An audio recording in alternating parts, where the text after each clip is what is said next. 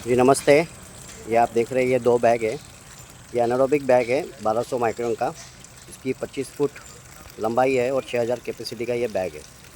ये बैग से हम क्या कर रहे हैं, ये बैग से हम लिक्विड बायो फर्टिलाइज़र तैयार कर रहे हैं। आप ये सामने जो ड्रम देख रहे हैं 200 लीटर का, इसमें हम फ्रूट वेस्ट, किचन वेस्ट, गोबर, गोमूत्र, छाछ, नमक, एलोवेरा, ड्रम स्टिक के पत्ते, ये सारी चीज़ें हम इसमें डालते हैं सॉलिड फॉर्म में ग्राइंड करके।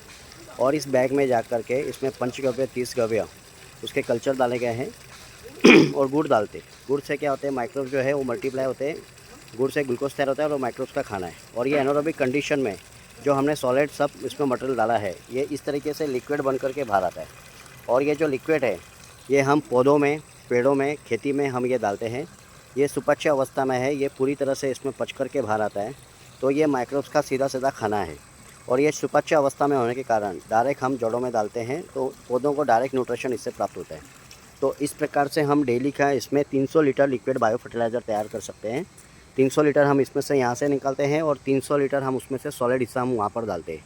फ्रूट वेस्ट, किचन वेस्ट, गोबर, गोमूत्र, छाछ, एलोवेरा, चावल का पानी, नमक, गुड़ वगैरह सब ये डाल करके हम 300 लीटर इसमें मटेरियल छोड़ते हैं और 300 लीटर इसमें से हम निकालते हैं। और ये हम पेड़ों में न्यूट्रिशन देने के लिए यूज़ करते हैं।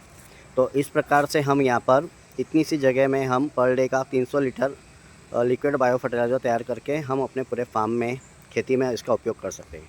और ये जो आप छोटा बैग देख रहे हैं, ये लिक्विड बायो पेस्टिसाइड का बैग है। इसमें हमने 36 प्रकार के ऐसे पेड़ों के पत्तों का कल्चर लिया हुआ है जिसमें कीड़े नहीं लगते। तो उन पत्तों का कल्चर इसमें डाल करके गोमूत्र डालते हैं और खट्टी छाछ डाल करके इसे 50 दिन के लिए एनारोबिक कंडीशन में फर्मेंट होने के लिए रख देते हैं। और इसमें फिर हम 50 दिन के बाद इसमें से जो लिक्विड बायो पेस्टिसाइड निकलेगा, वो 15 लीटर के पंप में 1 litre liquid bio pesticide, 1 litre खट्टी छाछ और 1 लीटर गोमूत्र डाल के और 13 लीटर पानी डाल के, अगर कोई भी खेत में बीमारी आती है, तना छेदक, रस चूसक कीड़े, सफ़ेद मक्खी, जो भी बीमारी आती है उसमें हम इसका छिड़काव कर सकते हैं। तो इससे इन पत्तों के स्मेल से वो जो कीट पतंग है वो सब इसके पास में नहीं आते। इसमें हमने उनको मारा नहीं है, मगर स्प्रे करने से वो जो स्मेल के कारण, वो गंदी बदबू के कारण वो जो कीड़े हैं उस पेड़ पर, उस फसल पर नहीं आते। तो इस प्रकार से हम यहाँ पर लिक्विड बायो पेस्टिसाइड और लिक्विड बायो फर्टिलाइज़र हम आश्रम से निकलने वाले सारे वेस्ट से हम यहाँ पर बना रहे हैं।